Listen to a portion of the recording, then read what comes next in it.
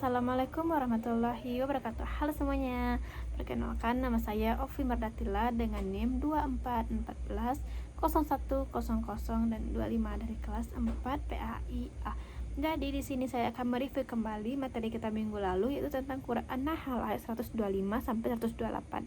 Nah, sebelum itu saya akan membacakan terlebih dahulu Quran tentang surat An-Nahl ayat 125 sampai 128.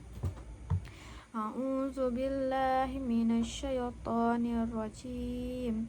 Bismillahirrahmanirrahim. Ud'u ila sabili rabbika bil hikmati wal mau'izatil hasanati wa dzadilhum billati hiya ahsan. Inna rabbaka huwa a'lamu bima dalla an sabilihi wa huwa a'lamu bil muhtadin. Wa in aqabtum fa'aqibu bimithli ma uqibtum bihi wala in sabartum lahuwa khairul lissabirin. Wasbir wa ma sabaruka illa billahi wala tahzan alaihim wala taku fi daikim mimma yamkurun. Innallaha ma'al ladzina taqaw wal ladzina hum muhsinun. Terjemahan dari Quran surah An-Nahl ayat 125 sampai 128. Serulah manusia kepada jalan Tuhanmu yang dengan hikmah dan pelajaran yang baik. Berdebatlah dengan mereka dengan cara yang baik. Sesungguhnya Tuhanmu ialah lebih mengetahui siapa yang sesat dari jalannya, dan ialah yang lebih mengetahui siapa yang mendapat petunjuk. Dan jika kamu membalas, maka balaslah dengan balasan yang sama, dengan siksaan yang setimpal kepadamu. Tetapi jika kamu bersabar, sesungguhnya itulah yang lebih baik bagi orang yang sabar.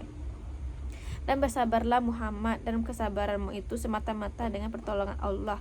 Dan janganlah engkau bersedih hati terhadap kekafiran mereka, dan jangan pula bersempit dada terhadap tipu daya mereka yang mereka rencanakan.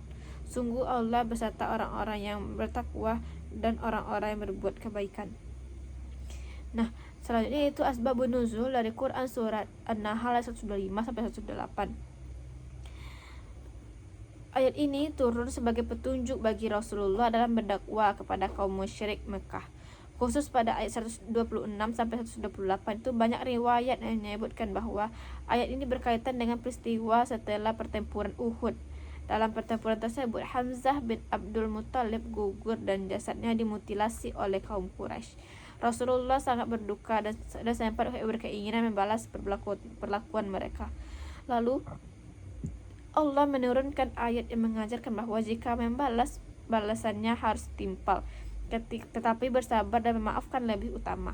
Para ulama juga menjelaskan bahwa prinsip ini kemudian dipertegas dalam ajaran Islam tentang keadilan, kasih sayang, dan pengendalian diri.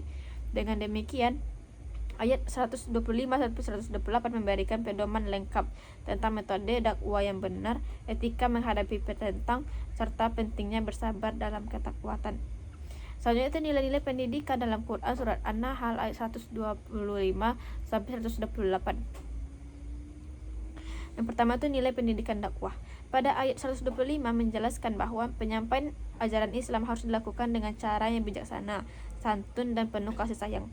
Makna pendidikannya yang ada di dalamnya yaitu berdakwah dengan ilmu dan kebijaksanaan, menggunakan bahasa yang sopan, menghargai perbedaan pendapat, tidak memaksa orang lain menerima ajaran Islam.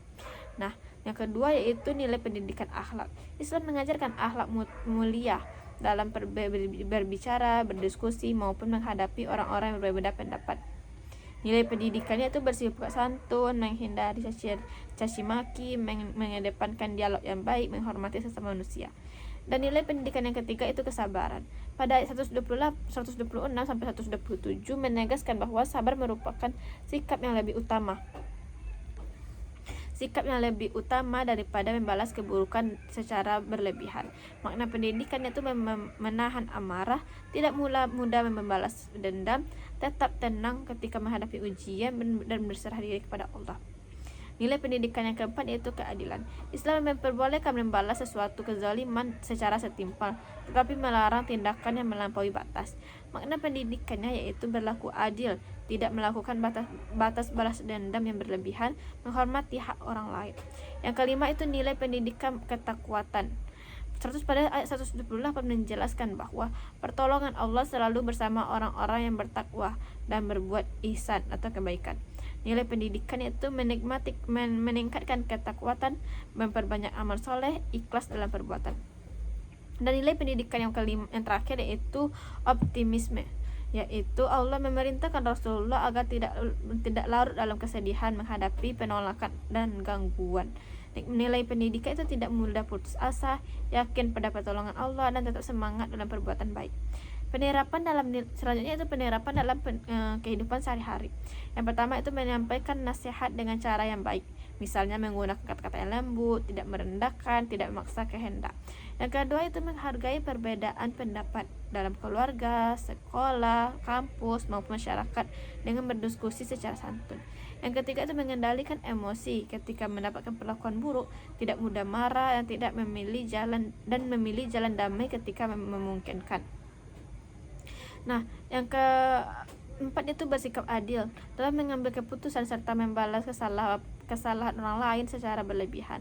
Yang kelima itu